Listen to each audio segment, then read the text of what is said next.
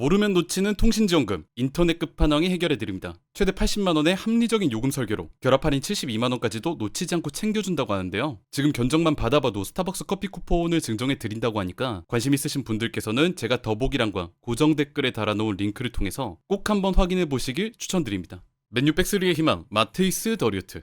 이제 이번 시즌 전반기가 다 끝나가는데 맨유가 좋은 경기를 보여준 모습도 있었고 조금 아쉬운 모습을 보여준 경기도 있었습니다. 그런데 그 경기들 중에서 꾸준하게 좋은 모습을 보여준 선수들이 몇몇 있었어요. 뭐 예를 들면은 브라이언 은베모라든지 이번 시즌 브렌트포드에서 영입되면서 좋은 득점 페이스, 특히나 유나이티드가 지난 시즌에 굉장히 좀 어려웠던 그런 득점력을 선보이면서 얼마 전엔 프리미어리그 이달의 선수까지 선정이 됐었죠. 아모림이랑 같이. 하지만 은베모도 은베모인데 저희가 절대 잊어서는 안 되는 선수가 이 선수 마티스 더리우트라고 생각합니다. 저 개인적으로는 리그 전반기 맨유에서 제일 좋은 모습을 보여준 선수가 아닐까 싶어요.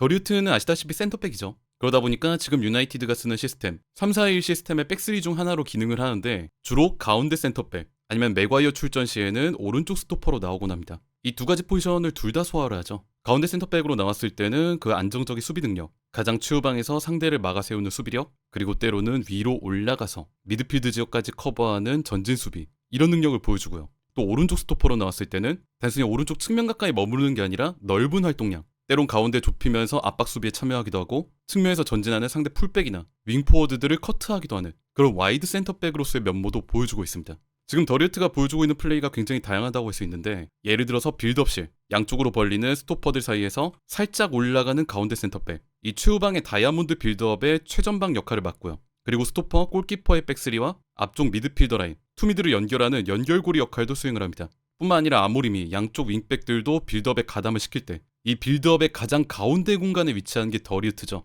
그래서 맨체스터 유나이티드 경기를 보시면은 맨유가 후방에서 빌드업을 하잖아요. 그러면 더리우트가 어떤 선수한테 이렇게 빌드업 지시를 하는 장면들이 굉장히 많이 나와요. 예를 들어 이 공간에서 요로가 볼을 잡았다. 그러면 요로를 보면서 손가락으로 뭐 골키퍼를 가리키고 이쪽으로 볼을 빼라, 반대 전환해라, 이런 지시를 더리우트가 내리는 걸 우리가 확인할 수 있습니다. 왜냐면 이 후방 빌드업의 가장 중심에 위치한 선수이기 때문에. 그리고 지금 아모림 특유의 그런 빠른 빌드업, 후방에서 볼을 끌고 소유권을 늘리는 플레이가 아니라 상대를 최대한 후방 공간으로 끌어들이고 상대 끌려 나왔을 때 그거를 원터치나 빠른 전기로 앞으로 풀어나가는 빌드업, 이때 더리우트가 선수들한테 지시하는 부분들이 상당 부분 영향력을 발휘하고 있다. 그럼 수비 상황 때는 어떨까요?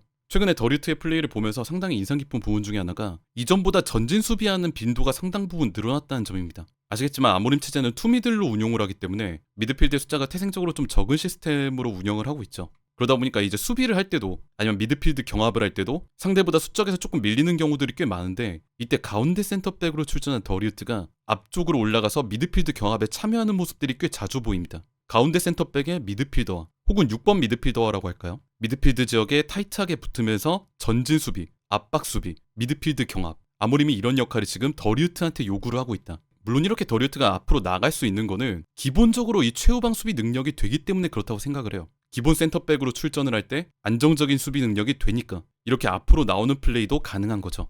최근에 맨유 경기들을 보셨을 때 그래도 유나이티드가 이 투미드 체제에서 미드필드 싸움에 좀 안 밀리는 모습, 물론 위에 있는 쿠냐라든가 이런 선수들이 미드필드로 내려오면서 중원 싸움을 도와주는 것도 있지만 유나이티드가 수비 상황일 때 이 수비 상황 때는 더리우트의 미드필드 가담이 조금 더 영향력이 많은 것 같습니다. 이렇게 올라올 때는 올라오고 상대가 뒷공간을 파고든다거나 박스 침투를 할 때는 뒷공간으로 커버하면서 안정적인 수비 능력, 지금 아모림 체제에 어떻게 보면은 가운데 센터백의 역할을 더리우트가 잘해주고 있다. 오른쪽 스토퍼로 나와도 마찬가지죠. 주로 가운데 맥과이어가 출전했을 때 더리우트가 오른쪽으로 옮기는데 이 백스리 체제에서의 양쪽 스토퍼의 역할이라고 한다면 역시나 조금 공격적인 수비수 역할을 요구를 받는 경우가 많잖아요. 상대 측면이 전진했을 때 그거를 타이트하게 붙으면서 뭐 윙백이나 아니면 미드필더랑 같이 협력 수비를 하는 모습, 아니면 이 오른쪽 스토퍼로 나왔을 때도 가운데로 살짝 좁히면서 미드필드 지역에 수적으로 좀 도움을 주는 모습, 즉 지금 더리우트는 가운데로 나오나 오른쪽으로 나오나 공통적으로 보여주는 좋은 모습이 있습니다. 바로 이 활동 공간이에요. 지난 토트넘전에서의 히트맵인데 이날 더리우트가 가운데 센터백도 뛰고 오른쪽 스토퍼로도 이렇게 뛰었죠.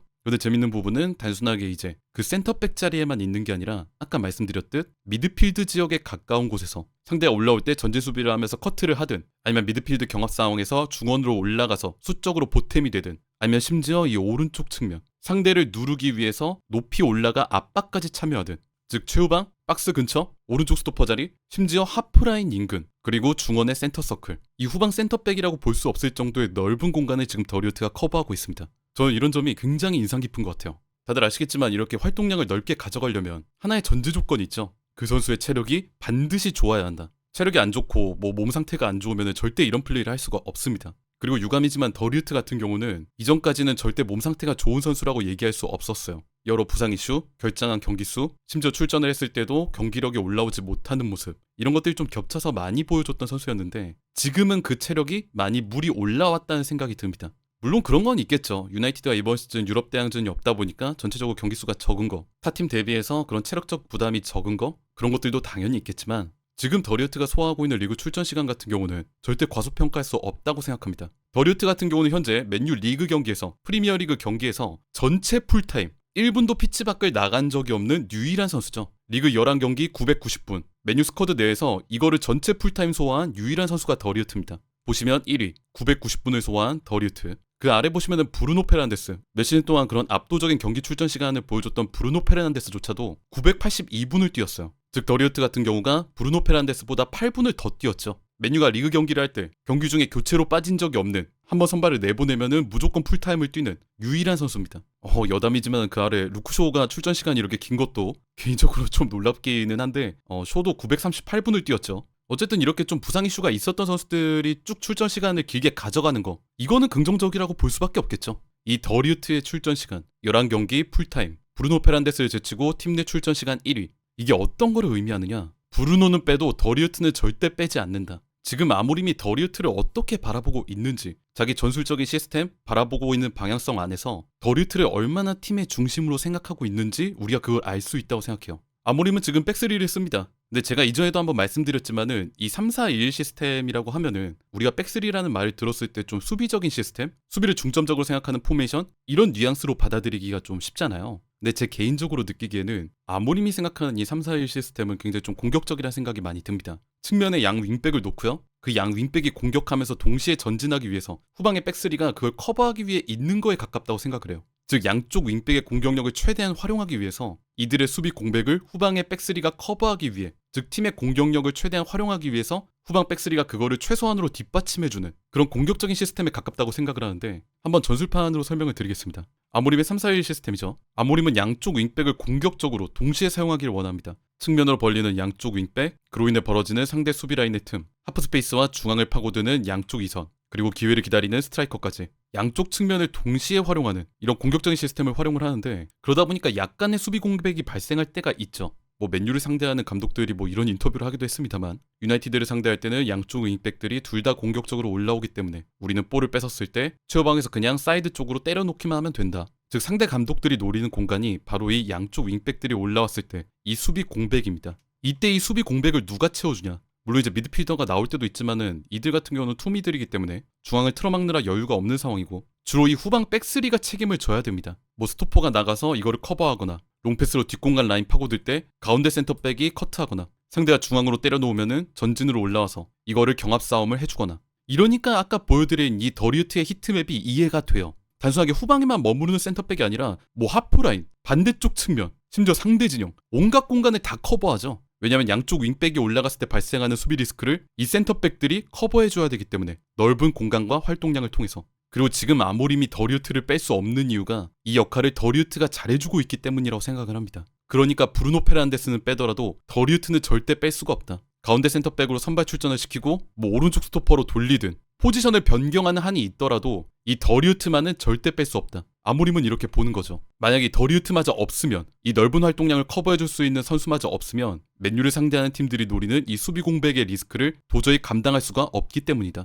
제가 느끼기에는 이 부담스러울 수 있는 역할을, 어떻게 보면 팀 수비에서 진짜 중요할 수도 있는 이 역할을 더리우트가 잘해주고 있다는 게 참 팀으로서 다행이라는 생각이 많이 듭니다. 더리우트는 얼마 전에 이렇게 얘기를 했어요. 저는 지금 전성기에 접어들고 있는 것 같습니다. 지금 저는 정신적으로나 신체적으로나 정말 좋은 상태입니다. 저는 이제 26세이고 거의 10년 동안 선수로 뛰었습니다. 그동안 수많은 경험들을 쌓았죠. 이제 정말로 제 전성기, 저의 정점에 접어들고 있다고 생각합니다.